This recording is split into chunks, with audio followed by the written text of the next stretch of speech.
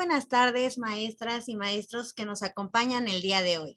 A nombre de la Universidad Iberoamericana de la Ciudad de México, Mujeres Unidas por la Educación, el programa Adopte un Talento, Proeducación, la Red Nacional de Capacitadores en Educación y, por supuesto, de Grupo Loga, les damos la más cordial bienvenida a este segundo día de trabajo del tercer Foro Nacional de Visibilización de Buenas Prácticas.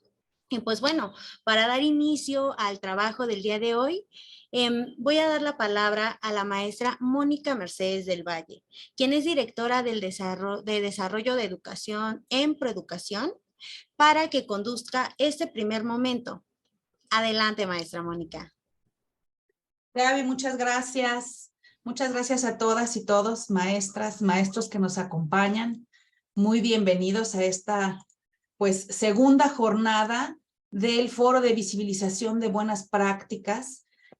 Como ya sabemos, este foro es la tercera edición. Estamos hoy de celebración, al igual que ayer, para que maestras y maestros que durante más de 4 meses de trabajo, de revisión, acompañados con tutoras y tutores, diseñaron, sistematizaron, documentaron una práctica docente exitosa, innovadora y que quieren hoy compartir con otros maestros, otras maestras en este diálogo, en esta oportunidad de aprender entre pares que creemos, estamos convencidas, las organizaciones convocantes a este evento, que es fundamental para el fortalecimiento de la educación en nuestro país.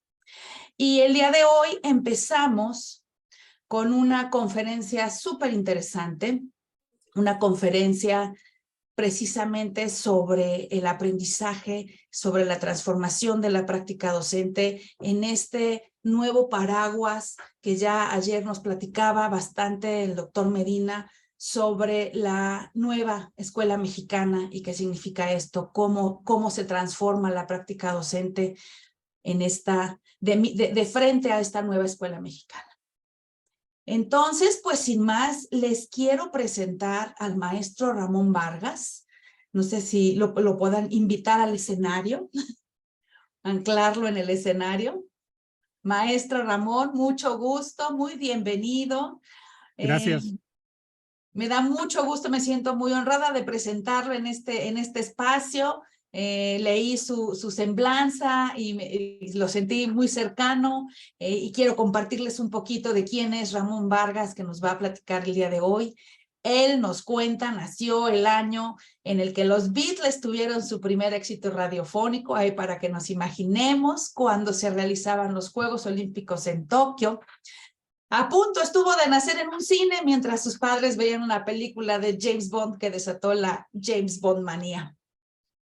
Él pudo ver la llegada del hombre a la luna en la televisión y este evento lo dejó marcado de por vida.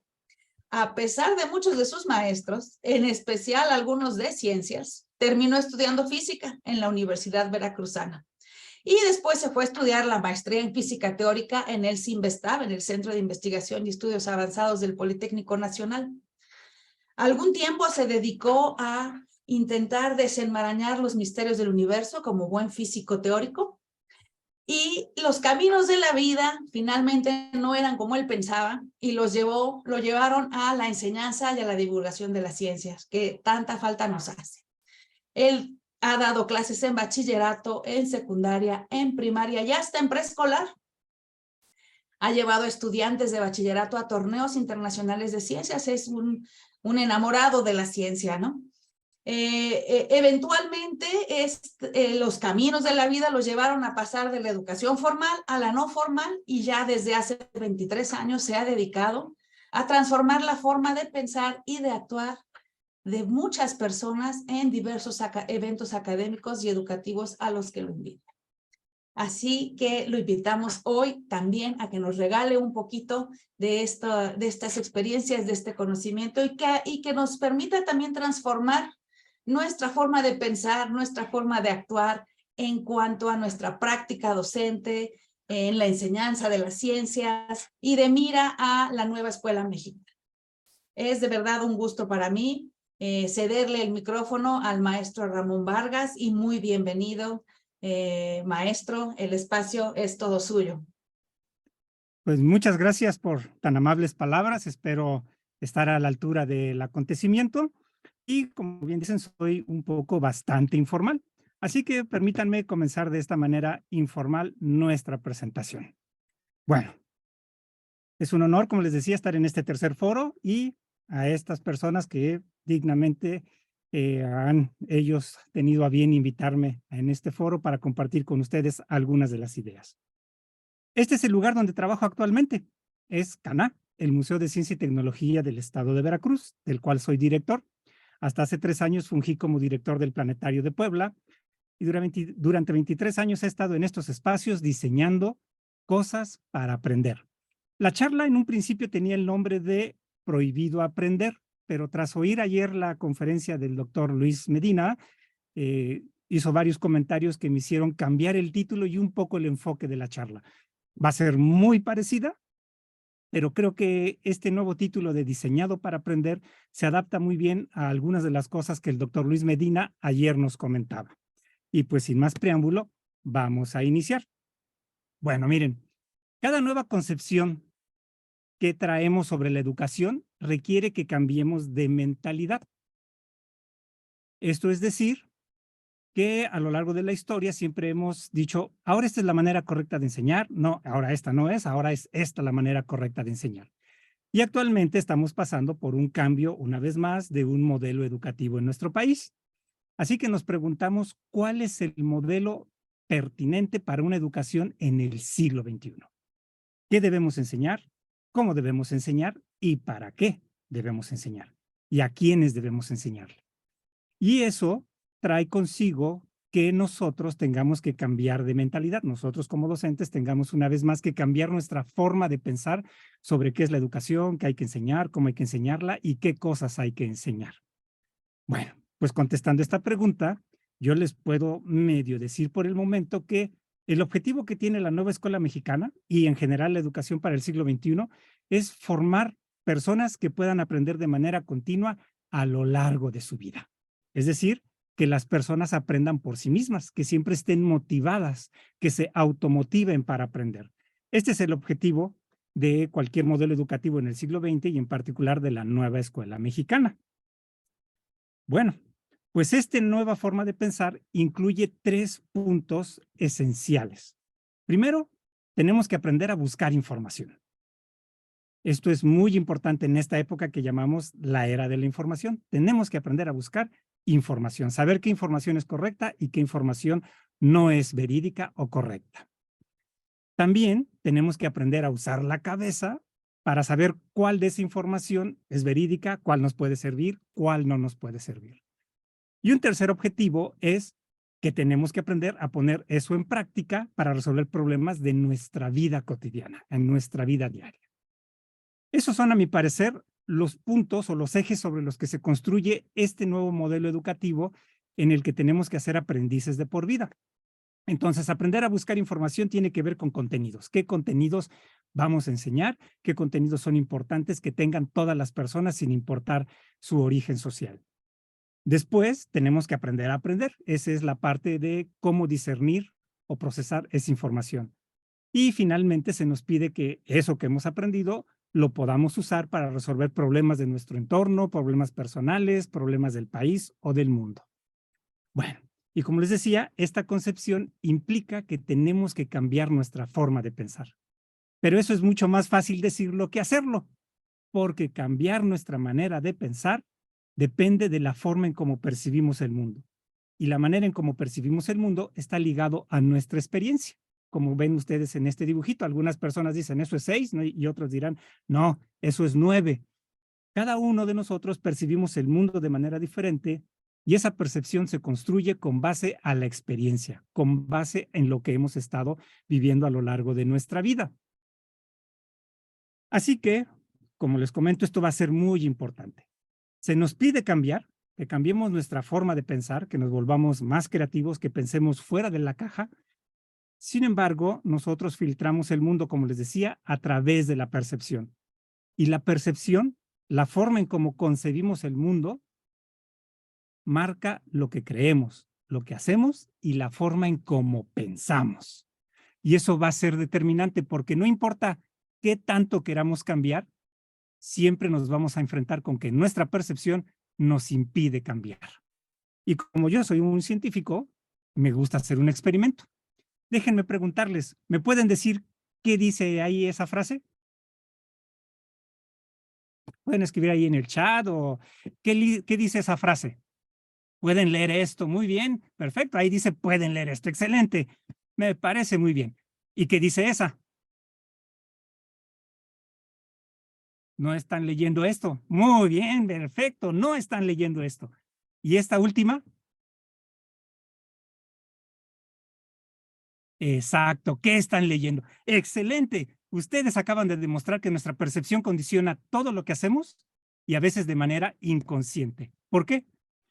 Porque ahí no dice pueden leer esto, tampoco dice no están leyendo esto y no dice qué están leyendo. Ahí dice pueden leer esto. Y también dice no están leyendo esto. Y la última dice están leyendo. En ningún lugar de ahí dice pueden leer esto, no están leyendo esto, ni qué están leyendo. ¿Qué pasó? Faltan las es, que yo se las quité, ahí se las vuelvo a quitar. Lo que sucede es que nuestro cerebro intenta buscar significado a una información que no lo tiene. Esas frases que ven ustedes ahí no tienen ningún significado. Pero como a nuestro cerebro le gusta que las cosas tengan significado, empieza a buscar en su memoria, en la experiencia, algo que se le parezca. Y como a nosotros nos han enseñado español, vivimos en un país en donde se enseña español, de repente nuestro cerebro, al ir repasando toda la información que tenemos, dice, esto se parece a pueden leer esto. Y esto se parece a no están leyendo esto. Y entonces, ¡pum!, nuestro cerebro da la respuesta. Pero ese es un gran problema. Porque si siempre que nos enfrentamos a cosas nuevas o a información sin significado, nuestra experiencia, nuestras percepciones, nuestra forma de concebir el mundo nos trae información que ya teníamos con anterioridad, el problema es cómo vamos a ver las cosas de manera diferente. Por eso, cada vez que hay una nueva reforma educativa, siempre hay un gran problema, porque no, así no son las cosas, así no debe ser, yo siempre lo he hecho así y así no funciona, porque siempre filtramos todo el mundo a partir de nuestra experiencia. Y no importa qué tan bien intencionados estemos, que decimos, sí, yo voy a cambiar, soy innovador, nuestras percepciones, lo que hemos aprendido a lo largo de la vida, siempre están influyendo en cómo interpretamos las cosas nuevas que se presentan ante nosotros. Entonces, recapitulando, esto es un gran problema, porque nuestra experiencia, nuestras percepciones no me permiten ver las cosas de una manera diferente. Así que nos preguntamos, ¿cómo puedo ver las cosas de una manera diferente? ¿Qué puedo hacer para ver las cosas de una manera distinta? Esto va a ser muy importante porque en estos tiempos se nos pide ser creativos y que enseñemos a nuestros alumnos a ser creativos. Y la creatividad está relacionada con ver las cosas de manera diferente.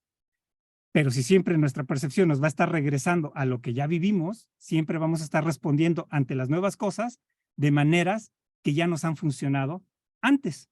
Y lo que se requiere ahorita es hacer las cosas de formas totalmente novedosas. Bueno, así que ya dijimos creatividad. La creatividad es la capacidad de ver las cosas de manera diferente o de hacer las cosas de manera diferente. Nos piden que fomentemos la creatividad de nuestros alumnos, eso nos pide la nueva escuela mexicana. Y eso requiere que nosotros mismos seamos creativos, que nosotros mismos como docentes veamos las cosas de manera diferente. Así que sería, importante tratar de definir qué es la creatividad. Y si nosotros buscamos en el diccionario la palabra creatividad, encontramos que nos dice acto de crear, lo cual me deja igual, porque pues, no me dice qué es la creatividad, nomás me dice que es la forma de crear cosas. Así que si busco el significado de la palabra crear, lo que encuentro es que crear es producir algo de la nada. Y me deja peor, porque entonces ser creativo implica ser casi un ente divino. A partir de la nada voy a crear cosas y ninguno de nosotros puede hacer eso, crear cosas a partir de la nada. Lo que necesitamos es una definición operativa de creatividad, si no epistemológica, o sea, si no una definición que me diga exactamente qué es la creatividad, por lo menos una definición que me permita reconocerla de manera operativa, para que yo la pueda aplicar en mis alumnos y también la pueda aplicar en mi trabajo a la hora de diseñar nuevas experiencias educativas. Así que déjenme mostrarles un video en donde vamos a tratar de encontrar si hay algo que nos indique qué es la creatividad. Este es un evento que hice hace un par de años con personas de todas las edades, ahí los pueden ustedes ver. Tenían que experimentar con el aire y se enfrentaron a 3 retos. Mover un objeto con el aire, hacer flotar un objeto en un chorro de aire y hacer que un cuerpo se eleve con aire. Les proporcionamos materiales y nadie les dijo qué tenían que hacer más que estas 3 cosas. Mover un objeto con aire, mantener flotando a un cuerpo en un chorro de aire y hacer que un cuerpo se eleve usando aire. Y vean cómo con una gran diversidad de materiales las personas empezaron a experimentar. Globos para tratar de que flotara el objeto. Abajo había un ventilador en ese tubo. Hasta que a alguien se le ocurrió formar una hélice y ponerle un contrapeso y formó como un helicóptero que se sostuvo en este chorro de aire. Vean que las personas están platicando entre sí, colaborando entre sí, usando diversos materiales, experimentando. No hay nadie que les diga, esto está bien, esto está mal, esa respuesta es incorrecta, esta respuesta es correcta. Ellos simplemente están experimentando. Aquí tenemos el tercer reto en el cual tenían que hacer, ahí se ve la mesa con materiales, tenían que hacer que un cuerpo se elevara usando aire caliente. Experimentaron diversas formas, como ese que se ve que ahí es un cilindro que no funcionó, pero nadie le dijo, ay, estuvo mal, qué maleta eres, ¿no? Hasta que alguien encontró el diseño, vean todos ahí emocionados, y esto se elevó. Esta es una actividad que ya nos empieza a dar ideas de por dónde va la creatividad. ¿Pudieran ustedes decirme qué les parece esta actividad? ¿Qué les indicaría que es la creatividad? Si quieren, vamos a repetirla una vez más para que vayan viendo el video mientras... ¿Podrían decirme en este video qué elementos encontraron que nos puedan permitir construir una definición de creatividad de manera operativa? Que me diga, creatividad es hacer esto. Experimentación, muy bien, sí. Maneras de dar solución con las que tenemos, maneras de dar solución con lo que tenemos a nuestro alcance, muy bien. La construcción entre pares para solucionar, perfecto. Entonces, a partir de esta observación, libertad de crear, imaginación, transformar, ensayo y error, perfecto. Eso me va a dar una definición operativa de creatividad. Más allá de ideas filosóficas, la creatividad, podemos decir, voy a saltar el video, que es la manera de combinar cosas o ideas para construir nuevas formas de ver o hacer. Implica todo lo que ustedes me están escribiendo aquí. Innovación, diferentes puntos de vista, transformación, utilizar lo que está a nuestro alcance. Entonces, ser creativo de manera operativa es agarrar lo que tenemos alrededor, combinarlo de múltiples formas para ver qué sale. Para ver si eso que sale me permite ver el mundo o las cosas o las ideas de otra manera como no lo había visto con anterioridad, o hacer las cosas de una manera en como no las había hecho con anterioridad. Esta definición de creatividad ya la puedo aplicar a cualquier persona, incluido a uno mismo, ¿no? Decir, si yo empiezo a mezclar cosas y veo qué sale, pues estoy siendo creativo de una manera práctica, de una manera que puedo medir a través de una autoevaluación o una evaluación en el salón de clase. Bueno, pues hemos llegado a una definición operativa de creatividad. Vean qué rápido y qué fácil. Y vamos a aplicarle algunas cosas. Por ejemplo, yo siempre he oído que los mexicanos somos muy creativos. Y con esta idea de que agarramos cosas para resolver algún problema o ver qué nos sale, pues los mexicanos han hecho grandes cosas, como esta fotografía que están ustedes viendo ahí, en donde esta persona, para barrer más rápido, no sé si se den cuenta, agarró 3 escobas, ¿no? Y las unió y entonces hizo como una escobota mucho más grande con la cual puede barrer una superficie mayor. O un señor que no tenía funda para hacer su celular y entonces agarró un guarachito de niños y ahí metió su celular, lo cual es bastante creativo, ¿no? Agarró lo que tenía para hacer algo o resolver un problema que él tenía. O estas personas que van al súper, no tienen coche, subirse al camión es complicado y entonces agarran 2 palos de escoba y ahí cuelgan todas las bolsas y entre los dos van llevando todo el mandado, lo cual también es una solución bastante creativa. Ilustra esto entonces de que nosotros usamos lo que tenemos a nuestro alcance para encontrar soluciones a problemas cotidianos. O esta es una más tecnológica. Un cirujano que tiene su lámpara de cabeza para hacer la operación, pero a lo mejor no tiene pilas y entonces se pegó un contacto en la espalda y ahí está conectado para encender la lámpara y poder operar. Permítanme un momento, voy a desaparecer de pantalla porque voy a agarrar una pluma que me hace falta para dibujar. Pero ya estoy aquí de regreso. Estas cosas de la interactividad. Aquí está la pluma.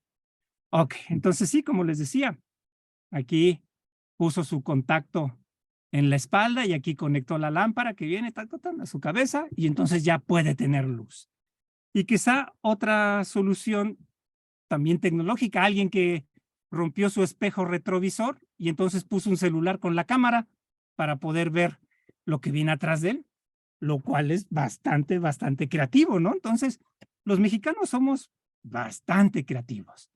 Así que eso me lleva a una pregunta, pues que a lo mejor todos nos hemos hecho. Si los mexicanos somos tan creativos, ¿por qué no hemos podido conquistar el mundo? ¿Por qué no tenemos computadoras como hacen los norteamericanos y los alemanes? ¿Por qué no hemos mandado naves al espacio?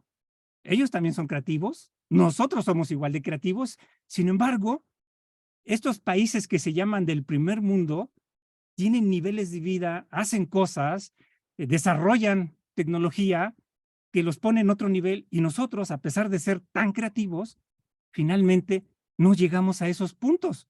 ¿Por qué? Muchos pudieran decir, es la educación, pero no creo que sea la educación. Es algo más que tiene que ver con la forma de pensar de nosotros los mexicanos. Aquí nos dicen falta de iniciativa, muchas causas estructurales, porque no nos gusta compartir. Sí, todos esos son motivos, pero yo diría que hay uno fundamental, muy práctico, y es que todos somos creativos, todos.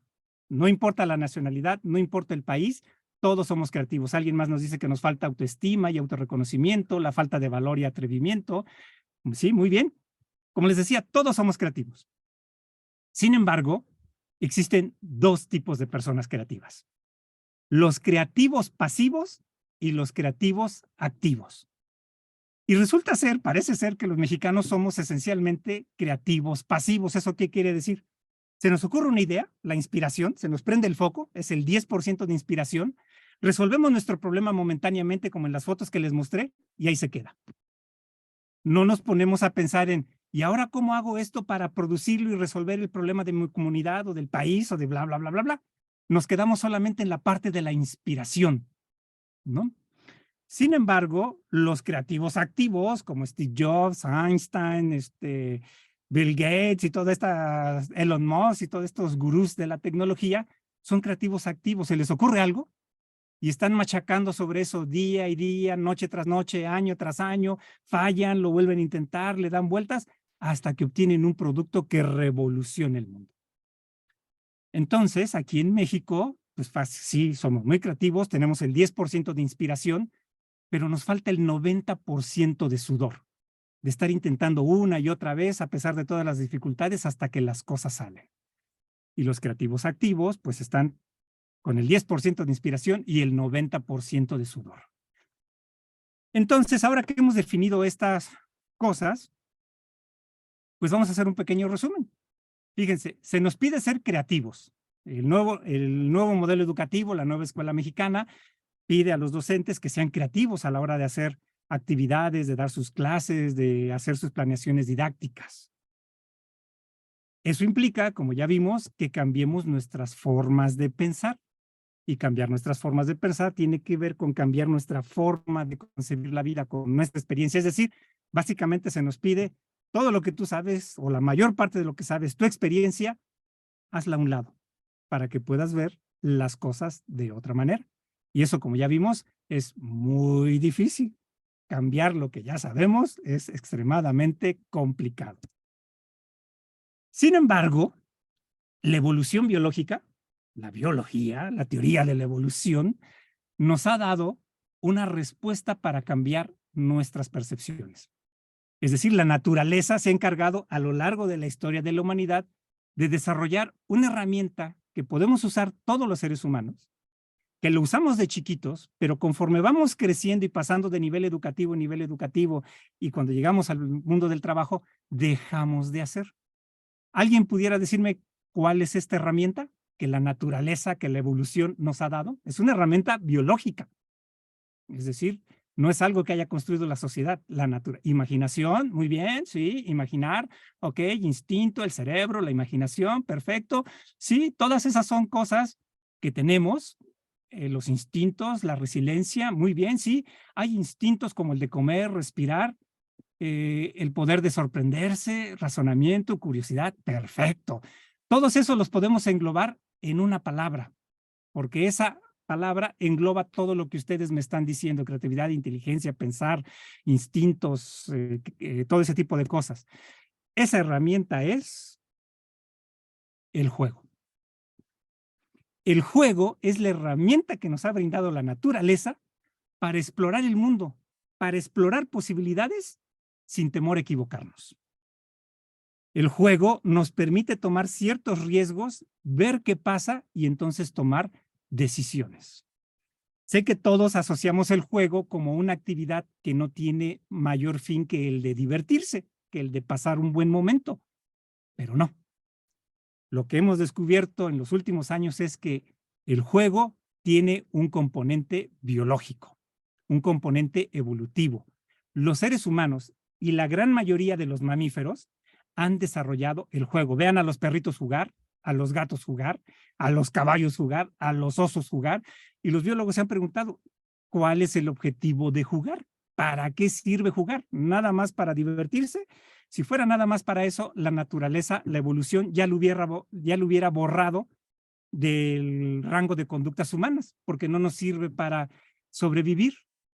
Sin embargo, el juego, su capacidad más importante es que nos permite explorar posibilidades, tomar múltiples caminos para correr riesgos en un ambiente relativamente seguro. Porque el juego es la única actividad humana que le encanta abrazar la incertidumbre. Y ahorita comento sobre esto. Que todos jugamos, los niños juegan, pero lo pueden ver un sábado o un domingo en la tarde en el fútbol llanero, donde personas de 30, 40, 50, 60 años están echando el partido de fútbol como si fueran niños y se olvidan de las preocupaciones y de los problemas del día. Todos jugamos. Adultos jóvenes juegan a vestirse de superhéroes y de personajes cómics. Estos son los famosos cosplay. Y ustedes dirían, este cuate que es ingeniero en mecatrónica y esta persona que es psicóloga, los fines de semana se va a los eventos en donde todos se visten de otro personaje. Este es un juego de rol. Jugar a ser otra persona, ¿no? Hay distintos tipos de juego. Entre amigos jugamos un sábado en la tarde o un domingo que vamos a la fiesta y a lo mejor echamos la copita y ahí está la amiga que conocemos desde hace 20 años y coqueteamos un poco con ella, porque sabemos que si coqueteo con mi amiga, pues no me va a pasar nada, no me va a dar la cachetada ni cosas por el estilo, y estoy probando posibilidades para que cuando tenga que declarármele a alguna chica en un bar, pues ya sé qué hacer y cómo acercarme a las chicas para que no me den una cachetada. O las redes sociales, el Facebook, el Twitter, el Instagram, todos ellos utilizan elementos del juego para mantenernos enganchados en este interminable pasar de información. Nuestra sociedad ha ido evolucionando para usar el juego y cada vez usamos más y más el juego en todas las distintas actividades del ser humano y muchas veces sin que nos demos cuenta. Entonces el juego es una herramienta muy poderosa para desarrollar la creatividad, por lo tanto, para cambiar nuestra forma de ver las cosas, nuestra forma de hacer las cosas.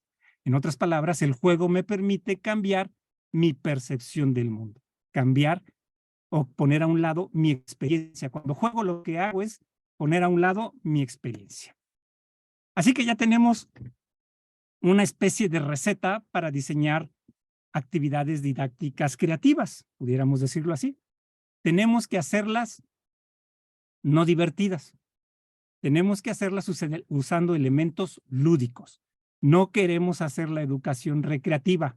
Eso que dicen de la gamificación, que además es un término mal utilizado, La palabra correcta es ludificación, de lúdico, de juego. Gamificación viene del inglés, de game. Entonces, cuando uno habla de ludificación, no es darles medallas a los niños si contestan bien, porque así son los juegos, te doy el premio y la medallita. Eso está mal. No consiste en ponernos a jugar, vamos todos a aplaudir mientras cantamos la canción de las vocales y todos estamos muy contentos divirtiéndonos. Eso tampoco es utilizar el juego de manera adecuada en la educación. Utilizar el juego de manera adecuada en la educación quiere decir agarrar elementos esenciales del juego e introducirlos en las actividades didácticas. Les voy a poner un ejemplo. A lo mejor ahí ustedes ven una lista de palabras y queremos que nuestros alumnos encuentren sinónimos de esas palabras. A lo mejor no las alcanzan a ver, pero dice atónito, falso, jugo venenoso que se extrae de la yuca amarga, etcétera, etcétera. Son un montón de palabras. Y entonces podemos hacer una actividad en donde en una hoja ponemos las palabras y la rayita y al lado escribe el sinónimo de esta palabra. La verdad es que esa es una actividad muy aburrida, ¿no? A mí me aburre, a mí me la ponían en la primaria y me aburría, me la ponían en la secundaria y era aburridísima. Sin embargo, esta misma actividad la hacían hasta hace poco millones de personas a lo largo de todo el mundo. Cuando compraban el periódico de los domingos, lo abrían y entonces en el periódico aparecía el crucigrama. Y sin ningún premio, sin que les fueran a dar calificación, medallita, nada, o sea, no había ningún premio por resolver el crucigrama del domingo. Las personas se las pasaban horas resolviendo el crucigrama del domingo. Fíjense cómo hemos traducido una actividad didáctica aburrida, encontrar sinónimos de palabras, en una actividad lúdica, en una actividad que utiliza un juego. Simplemente con poner un tablero, una rejilla y poner palabras en horizontal, vertical, tenemos ya un juego. Y este tablero, aunque no les parezca, es un gran avance, porque conforme yo voy llenando, aquí voy a escribir palabras, en ese momento yo me voy dando cuenta de mi avance. Tengo una autoevaluación de cómo voy avanzando. Y entonces de repente, aquí va esta otra, y aquí va esta otra, y esta otra. Y este tablero, la forma de organizar esto, me va dando una autoevaluación de mi avance al ir haciendo esta actividad. Y además tengo un objetivo claro. ¿Cuál sería el objetivo claro del crucigrama? ¿Alguien me pudiera decir? ¿Cuál es el objetivo del crucigrama? ¿Aprender palabras? Llenarlo, exacto, llenarlo. Ese era el único objetivo. Mi único objetivo del crucigrama es llenarlo, dejarlo por completo, que no haya huecos. En el proceso, yo voy aprendiendo palabras, sinónimos, cosas por el estilo. Pero el estudiante o el que juega el juego del crucigrama tiene muy claro que lo que tiene que hacer es llenarlo. Y conforme lo va llenando, los espacios huecos le van diciendo cómo va evolucionando. Hay una autoevaluación constante de su actividad. Eso es esos son dos elementos claves a la hora de diseñar actividades lúdicas. Dejar un objetivo claro, que eso es lo que hacen los videojuegos, o los juegos en general. Yo sé qué es lo que tengo que hacer. Eso no sucede en muchas actividades escolares. No sé lo que tengo que hacer, no sé para qué me sirve resolver 50,000 ecuaciones cuadráticas, no sé para qué me sirve llenar 30 páginas del cuaderno escribiendo verbos, no sé para qué me sirve resolver 50 problemas iguales de fórmulas químicas. No hay un objetivo claro en las actividades que diseñamos. Sin embargo, los juegos nos llevan de calle porque siempre sabemos qué es lo que hay que hacer, siempre sabemos cómo vamos avanzando a lo largo del juego y que también lo estamos haciendo. Y en una actividad escolar, muy pocas veces sabemos qué es lo que estamos haciendo, muy pocas veces sabemos cómo lo estamos haciendo y que también lo estamos haciendo. Les voy a poner otro ejemplo de un juego que es muy claro. Este también es otro que desarrollé para estudiantes que estaban estudiando para maestras en la Escuela Normal Veracruzana, aquí para maestras de primaria y preescolar. Les di materiales y lo único que les dije es, tienen que construir una perinola, de esas de pon 1, pon 2, toma todo, construyan una perinola que pueda girar durante 10 segundos sin caerse. Si lo logran, ya la hicieron. Les di los materiales y esa fue la única instrucción. Véanlas, cómo están platicando, haciendo experimentos, actividades, nadie las está guiando, nadie les está diciendo, no hagas este escándalo, cállate, ponte a trabajar. Solitas están inmersas en esto. ¿Qué es lo que sucede en los juegos? En los juegos nadie me está diciendo, juega, el juego es voluntario. Aquí las personas entraron a esta actividad de manera voluntaria. Vean cómo están experimentando. Tenían un objetivo muy claro, hacer que una pirinola gire durante 10 segundos. ¿Cómo lo vas a hacer? Eso ya era la parte abierta. Le di los materiales y constantemente pueden ir evaluando a su avance conforme van haciendo girar las pirinolas. Van midiendo 8 segundos, 7 segundos, ¿no? Se cayó y si ahora le pongo acá. He utilizado estos elementos del juego, un objetivo claro y una forma de que vayan autoevaluando su avance de manera constante en esta actividad. Véanlas reírse. Yo nada más funcionaba como facilitador. Si tenían alguna duda, oiga, maestro, que no sé qué, ya les medio explicaba, o ya te diste cuenta que, o qué pasa si haces aquello, y si lo haces más cortito, y si lo haces más largo, y si lo cambias por esto, y eso era lo único que yo hacía con estas estudiantes de licenciatura en educación preescolar y primaria en la Normal Veracruzana, hasta que lo lograron, ¿no? Hicieron que una pirinola pudiera girar durante 10 segundos sin caerse.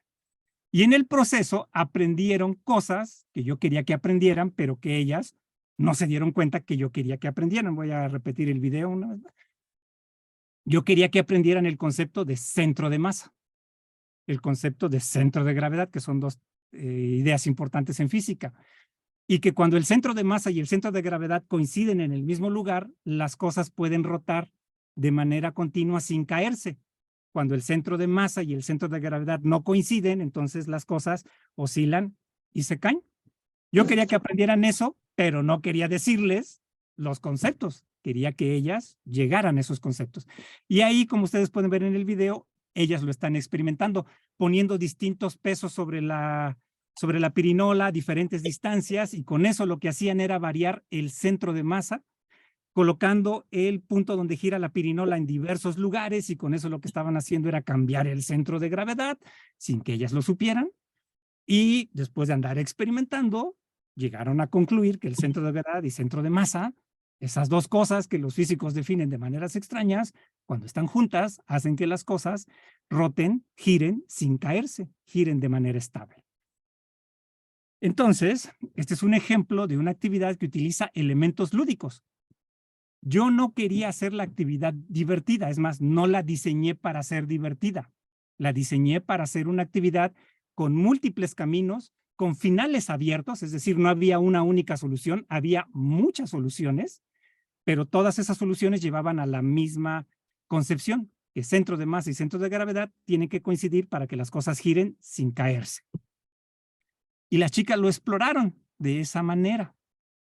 Entonces, al final de cuentas, esta actividad resultó ser recreativa, pero el objetivo no fue hacerla recreativa, fue hacerla interesante, fue hacerla con finales abiertos, fue hacerla clara, fue hacerla con posibilidad de experimentación.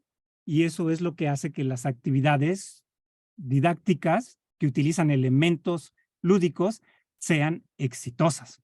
Y ese es el camino en el que deberíamos de ir diseñando las actividades bajo el modelo de la nueva escuela mexicana, porque se adapta muy bien a este modelo de la nueva escuela mexicana. Entonces, como les decía, el objetivo no es hacer la escuela divertida, ni la educación recreativa.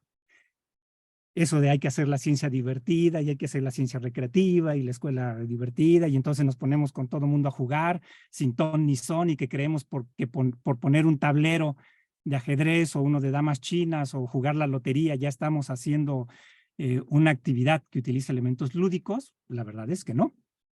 Lo que queremos es que recreemos el conocimiento. No queremos hacer el conocimiento recreativo, queremos recrear el conocimiento.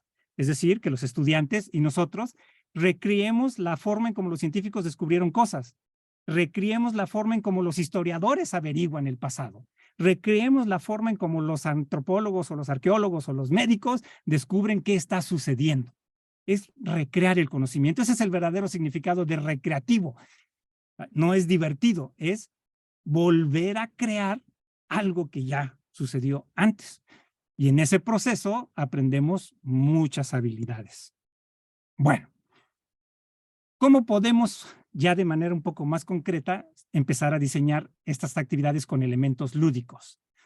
Bueno, primero déjenme decirles que nosotros obtenemos información del mundo general, del mundo que nos rodea, con base en 3 elementos principales: texto, audio y video. Así es como los seres humanos obtenemos información la mayor parte del tiempo del mundo que nos rodea. También lo obtenemos a partir del olfato y del gusto, pero en general aprendemos más de la palabra escrita, del sonido y de ver imágenes, películas, ver personas, etc. Son las 3 fuentes principales de las cuales los seres humanos obtenemos información. Pero ahí están las animaciones. Pensé que no había animaciones, pero sí. Ok. Déjenme mostrarles un videojuego, Mario. Este videojuego integra las 3 cosas de manera coordinada. Hay audio, hay imágenes, ven ustedes que está pasando algo. Hay sonido cada vez que rompe un ladrillo o destruye a un enemigo o saca una plantita o tira balas. Hay un sonido que identifica cada una de esas cosas y ese sonido va en concordancia con la imagen. Y en la parte de arriba aparecen letras que me van diciendo cuántas monedas tengo, en qué mundo voy, qué tanto he avanzado del mundo, etc. Es decir, los videojuegos se integran de manera muy precisa porque lo hacen bajo diseño.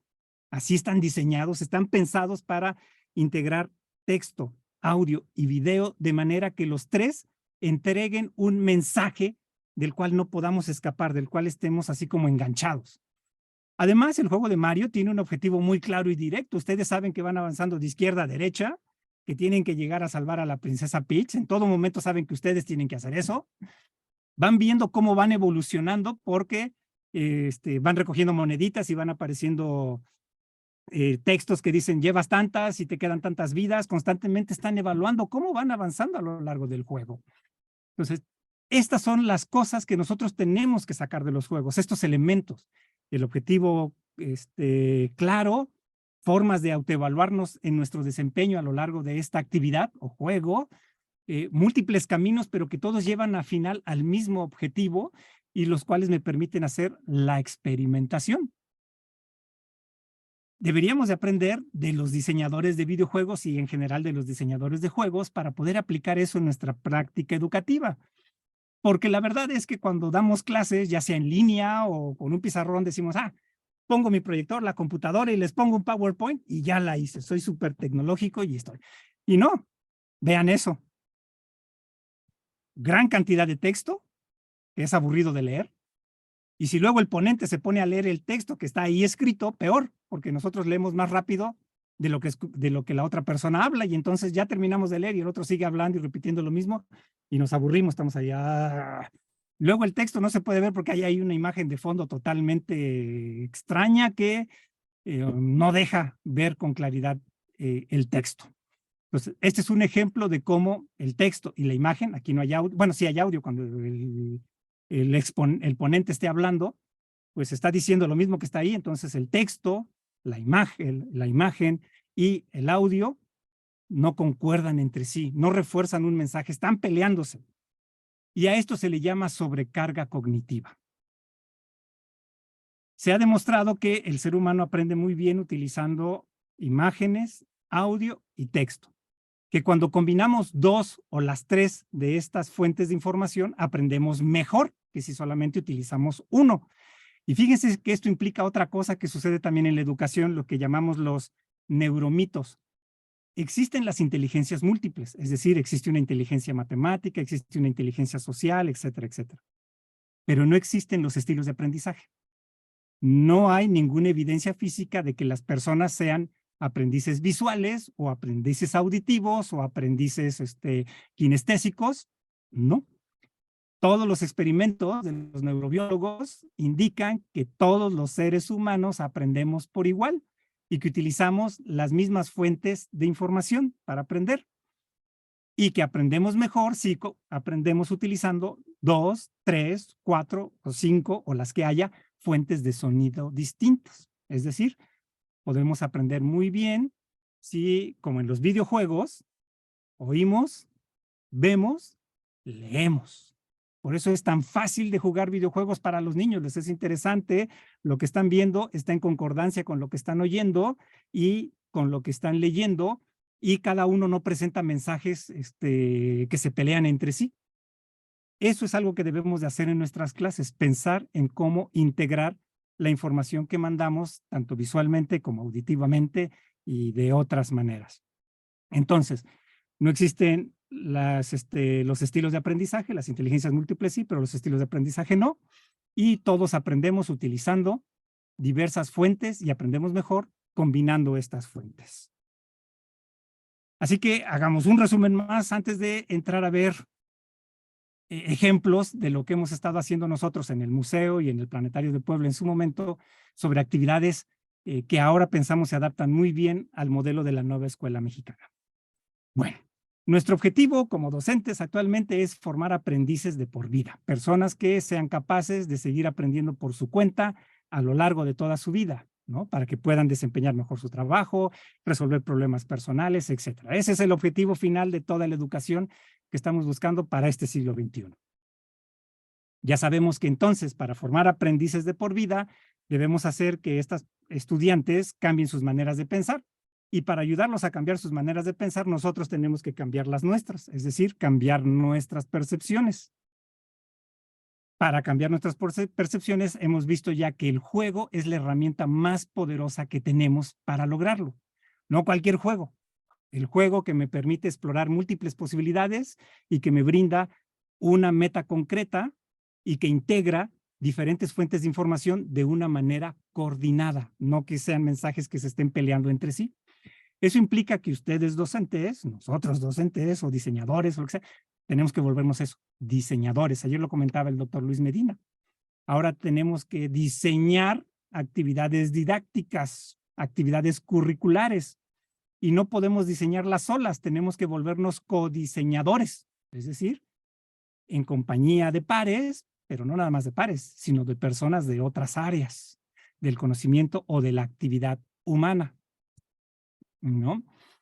Y el objetivo de todas estas actividades es recrear el conocimiento, no es hacerlo recreativo, no es hacerlo divertido, es recrearlo, es decir, que los alumnos a partir de estas actividades puedan hacer lo mismo que hizo Einstein para desarrollar la teoría de la relatividad, o lo mismo que hizo Darwin para desarrollar la teoría de la evolución, o lo mismo que hizo Volta para construir una pila, o lo que hicieron los cavernícolas, los seres humanos prehistóricos, para fomentar la creatividad o la ganadería. Y la pregunta sería, ¿y cómo le vamos a hacer para lograr diseñar todo eso? Bueno, ya lo habíamos estado diciendo, tenemos que diseñar actividades que tengan objetivos claros, que me permitan autoevaluarme de manera permanente, que me brinden múltiples caminos para la exploración, con finales abiertos, es decir, no hay una sola solución, hay múltiples soluciones a mi exploración, y que los canales de información, las maneras o los lugares por donde estoy enviando ideas, conceptos a los estudiantes estén integradas entre sí, estén dando un solo mensaje. Bueno, pues les voy a poner un ejemplo. Todo mundo en algún momento en la escuela tenemos que hablar del cambio climático o hemos querido hablar del cambio climático. Y por lo general casi siempre es como, hay que cuidar el planeta, ¿no? Hay que reciclar la basura, no tiremos basura, consume menos, recicla. Y hoy hacemos actividades como vamos a pintar llantas de colores y las hacemos macetas y las ponemos en el jardín de nuestra casa o en el de la escuela, etc. No digo que esas actividades estén mal. Digo que no abordan el tema del cambio climático como debería ser. La nueva escuela mexicana propone partir de problemáticas de la comunidad para a partir de ahí construir el conocimiento. Partimos de los aprendizajes previos que tienen los alumnos, de los saberes, se les llama ahora, para saltar al conocimiento científico. Es decir, tú sabías esto, vamos construyendo cosas, vas aprendiendo, haciendo cosas hasta llegar a un conocimiento científico establecido. Básicamente eso es lo que queremos ir haciendo con las actividades. Y entonces aquí en el museo lo que hicimos fue, pues sí, vamos a hablar de cambio climático. ¿Con quién tenemos que hablar? Pues fuimos a hablar con meteorólogos, hablamos con biólogos, hablamos con sociólogos, hablamos con toda la gente que de alguna forma u otra tenía que ver con este tema. Y después de hablar con ellos, sacamos 7 ideas claves. Estas 7 ideas son las que todo mundo tiene que entender para saber qué es el cambio climático y cómo combatirlo, y por lo tanto, cómo tomar decisiones en nuestra comunidad para que nos afecte lo menos posible. Y si ustedes pueden ver ahí, el primer tema es que el sol es el motor del clima del planeta, es decir, gracias a que hay sol, gracias a que la Tierra tiene una estrella que le está mandando luz y calor, existe el clima. Si no hubiera sol, no habría viento, no habría frío ni calor, no habría clima en pocas palabras. Entonces, el clima existe porque hay sol. Y ese es un tema de astronomía.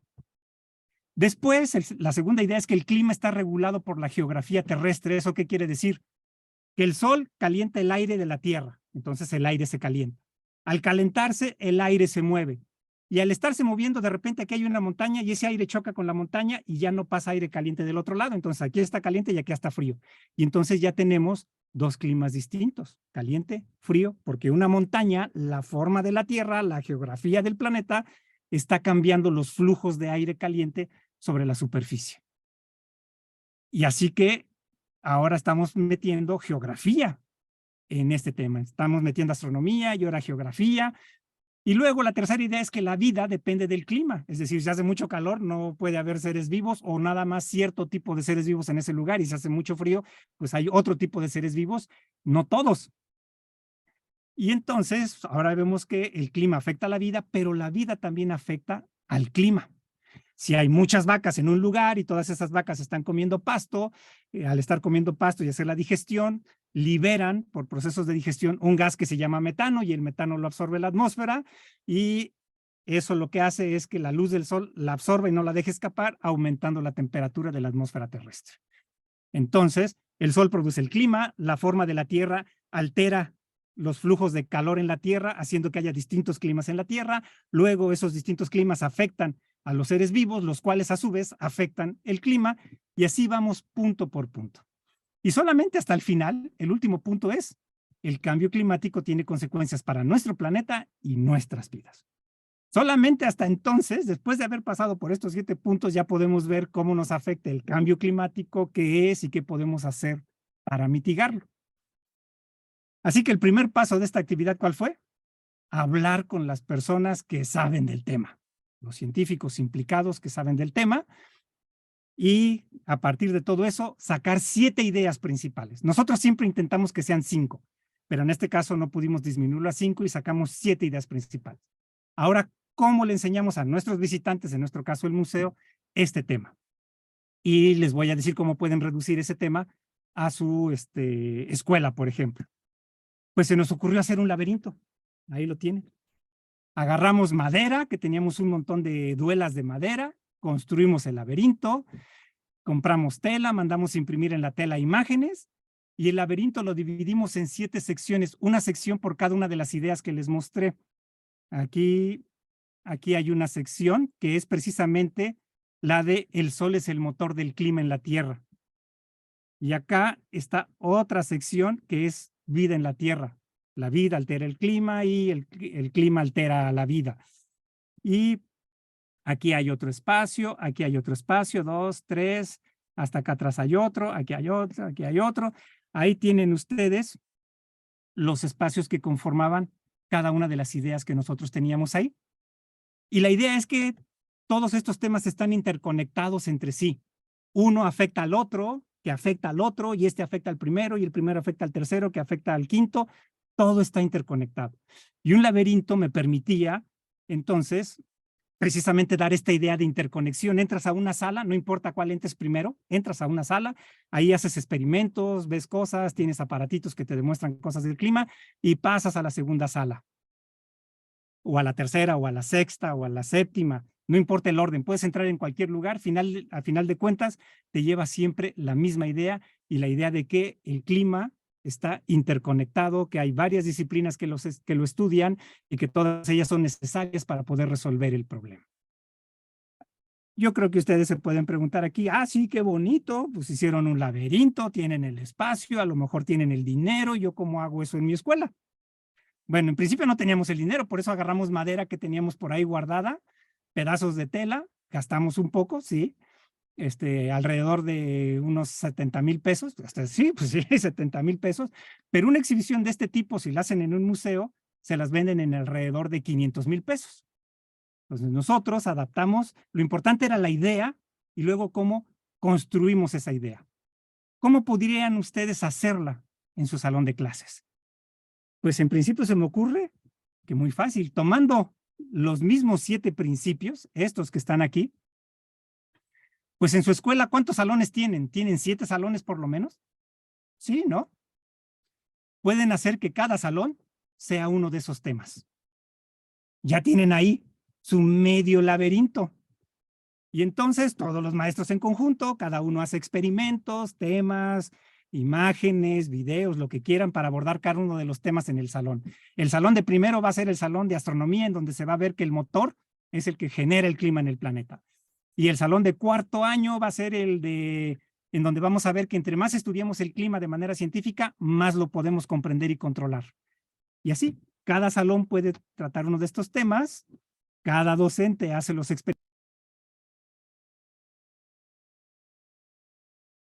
Maestro Ramón, te dejamos de escuchar. Se cerró tu micrófono. Sí, perdón, ya está. Ahí está. ¿Ya me escuchan? Perdón. Entonces sí, de esta manera ustedes han creado su laberinto sin construir un laberinto, utilizando la escuela que ya tienen, los salones, y pueden hacer que los niños vayan de un salón a otro, atravesando la explanada, el jardín, lo que ustedes tengan, y cada docente o grupo de maestros, pues va mostrando los experimentos o platicando o poniendo actividades que los niños hagan por sí solos, y de esta manera pueden aprender sobre el cambio climático. Y han reducido una exhibición que nosotros redujimos de $500,000 de pesos a 70,000 pesos, y ustedes la pueden reducir a, no sé, 200, 300 pesos, algo por el estilo, ¿no? Entonces, aquí lo que les quiero dejar claro es, lo importante es la idea, agregarle elementos lúdicos a esa idea, que la idea tenga un objetivo claro, que presente múltiples posibilidades, todo lo que ya les platiqué, y que la diseñen en colaboración con otros maestros y otras personas. A lo mejor entre los padres de familia hay alguien que es biólogo, o físico, o químico, o matemático, o simplemente le gusta esto y le sabe y los puede apoyar. Ok, entonces ahí estamos en el laberinto. Hace poco acabamos de construir también en el museo otra sala que se llama Ciudades, que es un juego de palabras. Ciudad es, que es una ciudad, y ciudades en plural, ciudades. Y una vez más agarramos 5 ideas para poder hablar del tema. Ciudad que cambia, es decir, las ciudades no son iguales todo el tiempo. La Ciudad de México era distinta en el siglo XIX a como es ahorita en el siglo XX y será en el siglo XXI, perdón, y será muy diferente en el siglo XXIII. Las ciudades evolucionan, nacen, crecen, mueren, se siguen desarrollando, y entonces ese es el primer tema que estamos tratando, que incluso aquí pueden ver el letrerito que dice ciudad que cambia. Y así agarramos otras 4 ideas. La ciudad y su gente, es decir, las ciudades no se construyen solas, las ciudades no funcionan solas, funcionan por la gente que vive en ellas. Y esta gente, estas personas tienen historias que contar. Aquí ya tenemos otro tema interesante que abordar sobre las ciudades. Entonces, ciudad que cambia me permite hablar de historia, la evolución de las ciudades a lo largo de la historia. Desde que éramos nómadas hasta que nos volvimos sedentarios y empezaron a crecer aldeas y grandes megalópolis, bla, bla, bla, bla, bla. La ciudad y su gente, pues me permite contar la historia del taquero, del barrendero, del panadero, del policía, de la gente que vive, construye, destruye y cambia, modifica el entorno en el que vive, las ciudades. Y eso es sociología, eso es antropología, por ejemplo. No todo es física, química y matemáticas. Otro tema es ciudad sostenible, cómo les brindamos a todas las personas que viven en la ciudad el acceso a la misma calidad y cantidad de recursos, de agua, de trabajo, de alimentos, de luz. ¿Cómo hacemos que una ciudad sea sostenible? Brindándole todo esto a sus habitantes sin deteriorar el medio ambiente. La otra parte es ciudad inteligente. Resolver este problema de sostenibilidad de las ciudades, y conste que dije sostenibilidad, no es sustentabilidad. Sustentabilidad está mal dicho, se refiere a otra cosa. Es ciudad sostenible. ¿Cómo hacemos que las ciudades sean sostenibles sin afectar el medio ambiente? Pues para eso necesitamos de las tecnologías, lo que ahora llamamos ciudades inteligentes. Entonces vean cómo con estas ideas podemos abordar el tema de las ciudades desde múltiples entornos. Esta parte es una imagen de la sección dedicada a la ciudad y su gente. Por eso ven ahí como figuritas del bombero, del panadero, donde los niños meten su cara y se toman la foto, pero además hay mesas con diferentes actividades que los niños pueden hacer para contar las historias de la gente que vive en las ciudades. El niño que a lo mejor ve al carnicero, empiezan a jugar con ellos y los niños también dicen, órale, ¿a poco esto jugabas? Y se empiezan a dar cuenta que son juegos divertidos, tan divertidos como las cosas que ven en el celular, y a partir de esto empezamos a lograr una integración social y valores y empatía y cosas por el estilo, ¿no? No tienen que construir una sala como nosotros la construimos para hacer esto. Una vez más, en su escuela, en cada salón, pueden dedicar, primero A va a ser el taller de cómic, segundo B va a ser el cinito, donde vamos a pasar películas o fragmentos de películas de Cantinflas, de Tintán, de Pedro Infante, todo ese tipo de cosas. Sexto va a ser el taller de de los intelectuales mexicanos, en donde vamos a hablar de Frida Kahlo, de La Bamba, de Juan Manuel Vallarta, de lo que ustedes quieran. Y pueden hacer que sus alumnos vayan de salón en salón recorriendo esta vecindad en donde podrán jugar juegos de matatena, ¿no? Por ejemplo. Ok. Ahora, un ejemplo aplicado a una escuela, en particular a un jardín de niños. Hace unos 10 años, las maestras de un jardín de niños de aquí de la ciudad de Jalapa, que es donde actualmente radico, me vinieron a ver. Iban a hacer su semana de ciencia. Y me pidieron que si no podía ir a su escuela a dar una conferencia. Y lo primero que les dije fue, no, muchas gracias, pero no me interesa ir a dar una conferencia a su escuela. Era jardín de niños. Y no porque no quiera dar una conferencia en su escuela, sino porque voy a llegar y hablarles a los niños de algo que ni siquiera les interesa, de lo cual ni siquiera saben. Van a estar ahí aburridos y después de que me vaya yo de la conferencia no habrán aprendido nada. Y no era el objetivo de la semana de ciencia. Y entonces, platicando con ellas, de repente se nos ocurrió, ¿qué tal si lo que ustedes quieren hacer es una semana de ciencia? Con experimentos y un día van a hacer una cosa, otro día hacen otra, bla, bla, bla. ¿Qué tal si diseñamos una actividad que dure toda la semana con experimentos, pero que esos experimentos estén relacionados entre sí? Que cuando hagas uno, ese resultado de ese experimento te permite hacer el segundo y el tercero y el cuarto para que al final aprendas de algo. Y todos muy entusiasmados dijimos, sí, vamos a hacer eso, estaría padrísimo. Pero de repente dijimos, bueno, ¿y vamos a escoger nosotros el tema? No, no. Hay que preguntarle a los niños qué les interesa. Y tras preguntarle a los niños qué les interesaba, el tema que mayores votos tuvo fue extraterrestres. Eso querían saber los niños de preescolar, extraterrestres. Así que nos volvimos a sentar las 10 maestras del kinder y yo en una reunión y dijimos, ok, extraterrestres. ¿Qué podemos hacer para la semana de ciencia? Pues evidentemente tendríamos que mostrar qué hacen los científicos para buscar vida extraterrestre, cómo le hacen los científicos para ver si hay ovnis o extraterrestres, marcianos, lo que ustedes quieran ahí afuera. Y entonces desarrollamos el proyecto que se llamó Aula de Astrobiología. La idea del proyecto es que durante la primera semana los niños iban a estar haciendo experimentos, el mismo tipo de experimentos que hacen los científicos para ver si hay vida o no. Al término de esa semana iba yo a llegar y ya a darles una conferencia sobre extraterrestres. Esto tenía la ventaja de que ahora sí, los niños ya sabían qué son los extraterrestres, si existen, no existen, cómo los buscamos, y ellos me iban a hacer preguntas ya sobre el tema, al menos eso esperábamos. Y después de que yo diera la conferencia, íbamos a tener una tercera etapa en donde los niños iban a explicar a sus papás, abuelitos, familiares, lo que ellos habían hecho y lo que ellos habían descubierto. Era una pedagogía resumida en la primera parte era se aprende haciendo, que eso básicamente es Piaget, la pedagogía genética. Se aprende haciendo, esa era la primera semana, los niños iban a estar haciendo cosas para aprender. Luego llegaba yo para concretar dudas y abrir otras dudas con una conferencia y cerrábamos el evento con la pedagogía social de Vygotsky, pero se comprende diciendo. Los niños iban a decir lo que habían hecho y esperábamos en ese momento ellos interiorizaran lo que habían estado haciendo toda la semana. Ese fue nuestro diseño de actividad. Entonces las maestras hicieron el programa, el lunes honores a la bandera, 2 iniciamos con Semana de la Ciencia, 3 te doy tu diario científico, bla, bla, bla, bla, bla. Las maestras les explicaron a los niños, este día vamos a hacer esto, aquello. Comenzamos la actividad, porque la primera pregunta de la actividad era, ¿existen los extraterrestres? Y entonces los niñitos contestaban, sí, porque mi vecino lo vio, sí, porque mi mamá se encontró uno en la cocina y cosas por el estilo. Había los que decían no, también había los que decían, pues no estoy seguro, yo nomás he oído, etcétera, ¿no? Pero les preguntamos a los niños qué sabían, sus conocimientos previos sobre los extraterrestres. Y una vez que hicimos esto, iniciamos la Semana de Ciencia. Y los 5 días de la semana tenían que contestar una pregunta por semana. La primera pregunta es, ¿qué es la vida? Si no podemos definir la vida, ¿cómo la vamos a encontrar?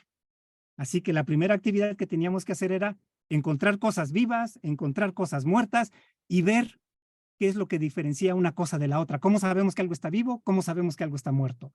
Y todo lo que está vivo igual, tiene el mismo nivel de vida. Entonces, el primer día tenían que encontrar una definición de vida. El segundo día, si ya habíamos encontrado la definición de vida, el segundo día teníamos que contestar la pregunta, ¿y qué necesita la vida para vivir? ¿Comida? ¿Calor? ¿Agua? ¿Palmaditas? ¿Cariñitos? ¿Qué necesita la vida para vivir? Vean cómo van ligadas las preguntas y los experimentos. Ya que habíamos contestado qué es la vida y qué necesita la vida para vivir, el tercer día, miércoles, la pregunta era, ¿qué lugares? La tercera pregunta era, ¿cuáles son los límites de la vida? Es decir, ya sé que la vida necesita calor, pero ¿qué tanto calor? Porque a lo mejor mucho, como en un volcán, pues ahí no puede haber vida, se derrite. O totalmente frío, como en el Polo Norte, pues se queda dormida y no puede vivir. Entonces, ¿cuáles son los límites de la vida? El cuarto día, la actividad era, ahora que ya sé qué es la vida, ya sé qué necesita la vida, y ya sé cuáles son los límites de esas necesidades, la cuarta pregunta era, ¿qué lugares del sistema solar tienen esas condiciones? Lógico, ¿no? Si la luna de si la luna de Saturno, Titán, tiene agua, sospechamos que tiene agua, tiene hidrocarburos que son la base de los carbohidratos que aquí en la Tierra dan vida, pues si Titán tiene esas características, a lo mejor en Titán hay vida. ¿Qué planetas o lunas del sistema solar tienen esas características? Y así, el quinto día, ya podíamos contestar la última pregunta. ¿Existe vida extraterrestre? ¿No? Ya definimos la vida, ya sabemos qué necesita, ya sabemos cuáles son los límites de esas necesidades, ya sabemos qué lugares de este sistema solar tienen esas condiciones. Ahora, ¿realmente existe ahí la vida? Y con eso en mente, pues los niños salieron a investigar. Los 5 días les dimos sus batitas, les dimos lupas, les dimos gomitas de dulce con formas de lombriz, que eran cosas muertas. Salieron a recoger lombrices vivas, arañitas de plástico, hojas, todo lo que a ellos les pudiera parecer vivo o muerto. Órale, júntalo porque lo vamos a analizar y vamos a tratar de encontrar qué está vivo, qué está muerto y cómo sabemos que eso está vivo y que esto está muerto. Y vean ahí a los niños bien emocionados. Las maestras me mandaban correos durante la semana. Hoy hemos tenido 100% de asistencia. Y todos los días era, hemos tenido 100% de asistencia. Ningún niño ha querido faltar. Otro día me mandaron un correo como, hoy vino la mamá de Pepito y se lo llevó porque lo iba a llevar al doctor. Se fue llorando, no quería dejar su actividad o su experimento, ¿no? Vean ahí a la niña con su lupa, debajo de hojas, buscando garrapatas, lo que sea, porque este jardín de niños tiene un jardín muy amplio, entonces podíamos explorar de manera segura ahí por bichitos, lombrices y cosas por el estilo. Vean ahí a la niña bien entretenida, ensuciándose, agarrando cosas, se puso sus guantes para sentirse científica. Es un juego de rol, pero un juego de rol con intención. Aquí otro niño en una alcantarilla, sacando cosas, etcétera, ¿no? Después de que hacían sus experimentos, colectaban sus muestras, agarraban su diario científico y escribían sus observaciones. Por supuesto que los niños de preescolar no saben escribir, o todavía no saben escribir muy bien, pero no tenían que hacerlo, lo que hacían era dibujar.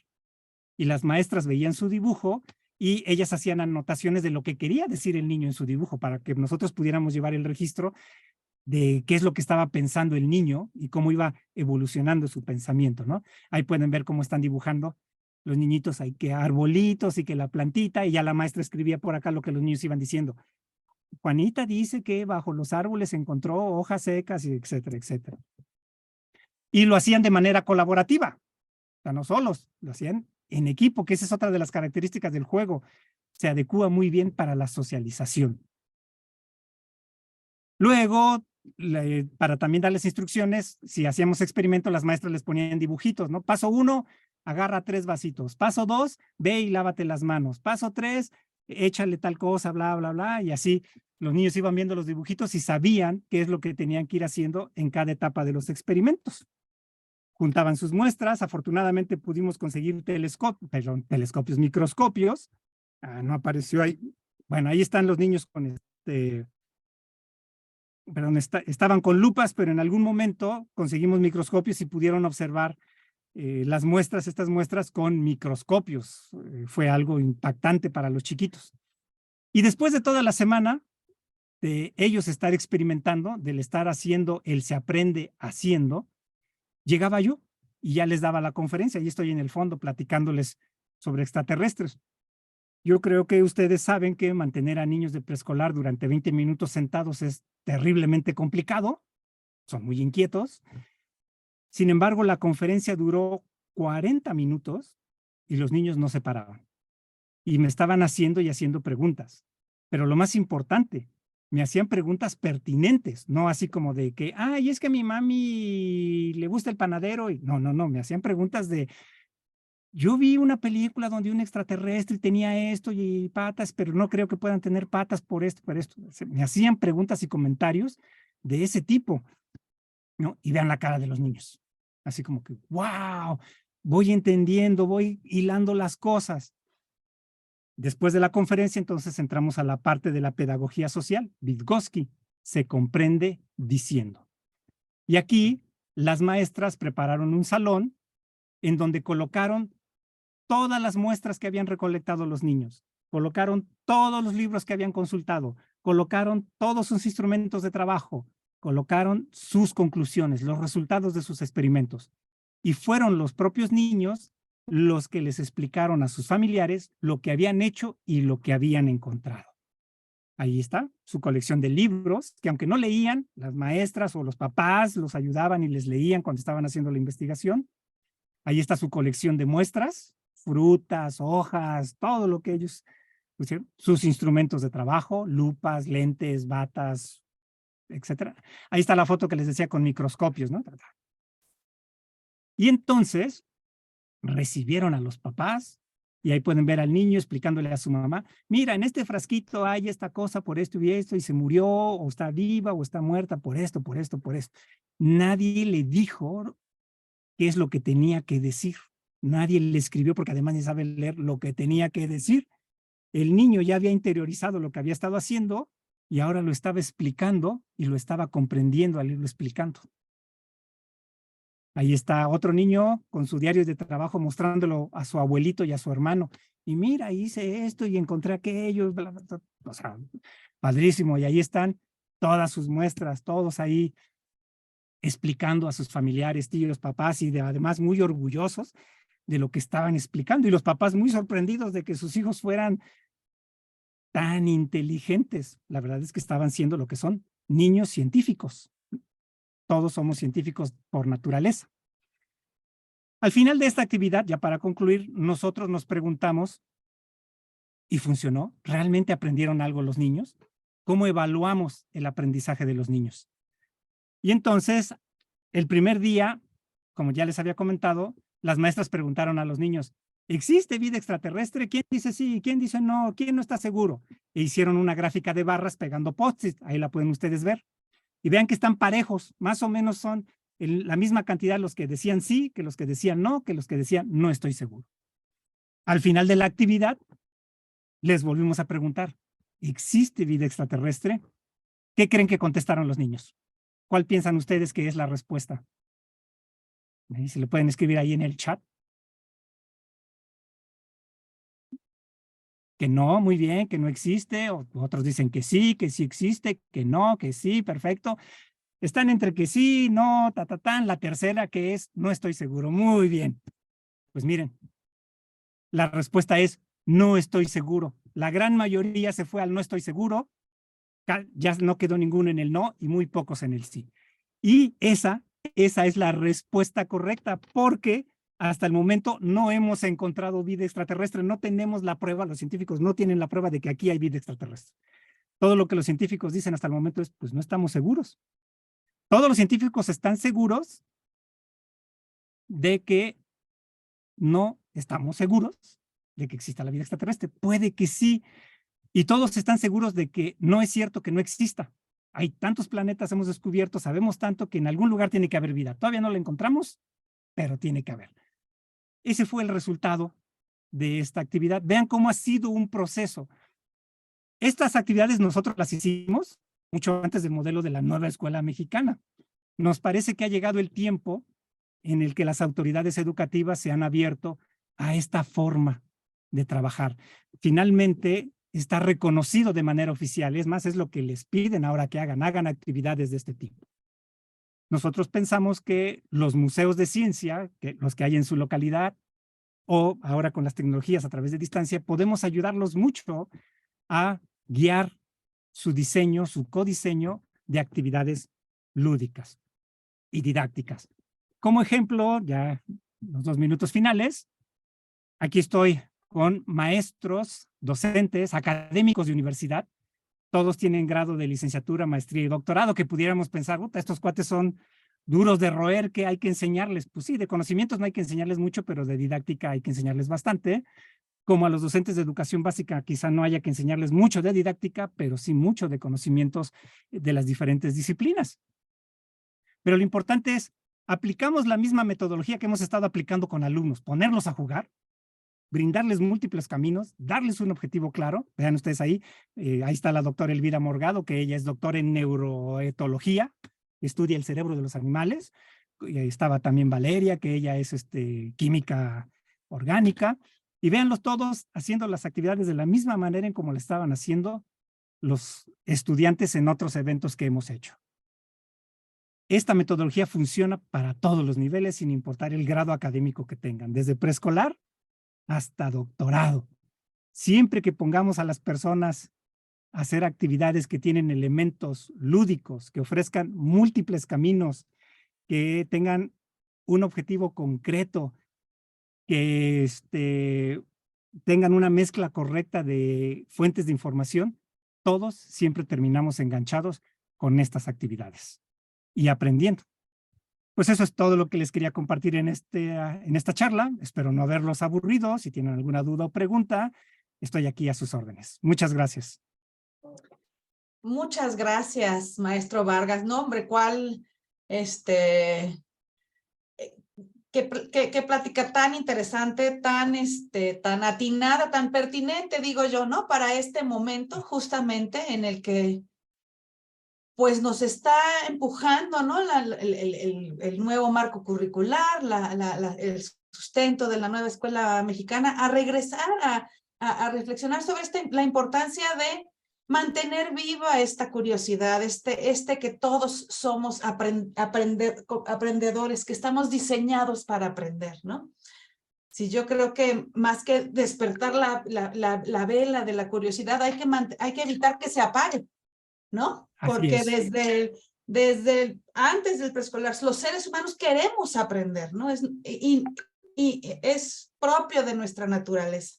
Entonces, escuchar estas experiencias de cómo llevar estas prácticas al aula para motivar, para mantener este aprendizaje a través de la curiosidad, esto de los finales abiertos me pareció muy atinado, ¿no? Que el desenlace puede ser el que sea, ¿no? Veníamos de un aprendizaje memorístico, repetitivo, todos iguales, ¿no? Tenías que dar la respuesta que ya estaba previamente definida como correcta. Ahora la idea es llegar a tus propias respuestas, ¿no? Llegar a tus propias conclusiones, hacer ese ejercicio, como le llamaste, de recrear, ¿no? Así de es. recrear el conocimiento. Pues muchísimas gracias por esta charla. Creo que nos inspira muchísimo también a que maestras y maestros se animen, no solo el día de hoy a escuchar otras prácticas exitosas de maestros, sino a sumarse a este proyecto de compartir prácticas exitosas en el aula, prácticas que retomen todo esto que nos compartiste y que nos planteaste en este momento. Veo que el chat está lleno de felicitaciones, ¿no? Por ahí hay algunas preguntas, por ahí veo a alguien que dice que cuál sería el rol del director para apoyar estas actividades. Obviamente no es lo mismo un museo, ¿no?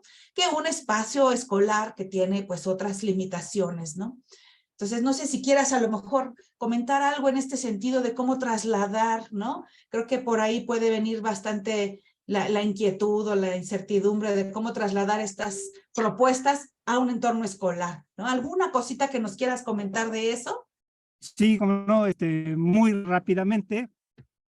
Bueno, en primer lugar es hablar con pares, es decir, maestros, júntense, discutan temas, pónganse de acuerdo en cómo les gustaría abordar clases, qué recursos tienen y de esa manera, pero me estoy tratando de mostrarles una página web, de esa manera, empezar a dar los primeros pasos para adaptar actividades.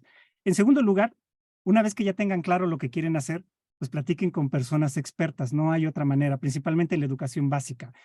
Hay divulgadores de la ciencia en los museos, en los planetarios, las mismas universidades tienen programas de divulgación de la ciencia que les pueden apoyar con actividades de este tipo. Luego, si no tienen muchas posibilidades de contactarse con distintas personas o expertos en el área, perdón, estoy tratando de encontrar una página, pues entren a páginas de internet que tienen este tipo de actividades que ustedes pueden sacar. Por ejemplo, una página de internet que yo utilizo mucho se llama How to Smile. No se puede, creo que el internet está fallando por aquí. A lo mejor nos puedes poner el nombre en el chat. Sí, y eso voy a hacer, se llama, pero quería mostrarles imágenes Claro. Nos dejas la curiosidad. de cómo se ve, ¿no? O sea, yo pongo ahorita aquí en el chat el nombre de la página o de varias páginas y que tienen actividades manuales con estas actividades. Ahora, todas ellas están en inglés, casi todo lo que yo consulto está en inglés porque proviene de muchos otros países que ellos están como mucho más adelantados en estas formas de utilizar este tipo de actividades y este modelo educativo. También le estoy poniendo la página del museo porque estamos a punto de abrir un blog con actividades y cosas por el estilo. Y ahí pueden ustedes encontrar información al respecto, ¿no?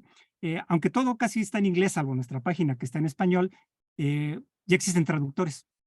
Y entonces, Exacto. y traducen muy bien con todo esto de la inteligencia artificial, entonces pueden utilizarlo. Como ejemplo final, todo lo que les platiqué, perdón, de hacer las actividades lúdicas, lo utilicé en esta presentación, que si se dan cuenta, yo estoy metido en la presentación, no estoy afuera, no soy un cuadrito y el PowerPoint afuera, no, utilizo PowerPoint, es casi más como un estudio de televisión y yo puedo escribir y rayar y hacer cosas sobre toda esta presentación y a lo mejor ustedes piensan, ¿no? Ha de tener una súper tecnología. La verdad es que no tengo una súper tecnología. Aquí atrás de mí hay una tela verde, que es la que me estoy apagando ahí el fondo. Ahí se ve todo negro, pero aquí tengo una tela negra. La computadora la tengo aquí enfrente, la cámara de la computadora me está filmando.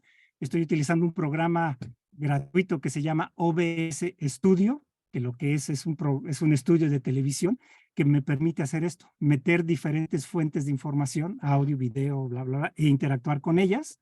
Y es lo que ustedes ahorita están viendo, ¿no? Por ejemplo. Pues gracias también por esa recomendación, maestro. Sí, estamos aquí a sus órdenes y vean que esta presentación, ya para finalizar, utiliza todo lo que les platiqué. Colores vívidos, imágenes, poco texto en general, no son grandes diapositivas, y el presentador como la base de todo. Así debieron haber sido las clases en línea si alguien nos hubiera dicho, están estos programas y los puedes utilizar de esta manera y hay que hacer estas cosas, ¿no?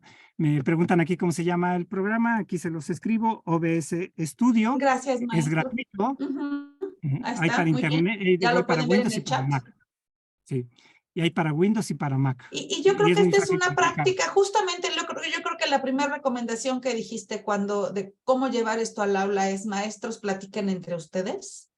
Es lo que queremos generar aquí en el foro de buenas prácticas. Maestros, maestras, platiquen entre ustedes. Creo que ahí está la clave de cómo ir llevando todas estas propuestas al aula. Así es. Entonces, pues no me queda más que agradecerte de parte de todas las organizaciones convocantes y de todas las maestras y maestros aquí presentes. Nos has llenado de inspiración. Estoy segura que mucho se va a ver reflejado en las aulas del próximo ciclo escolar de maestras y maestros que están aquí presentes.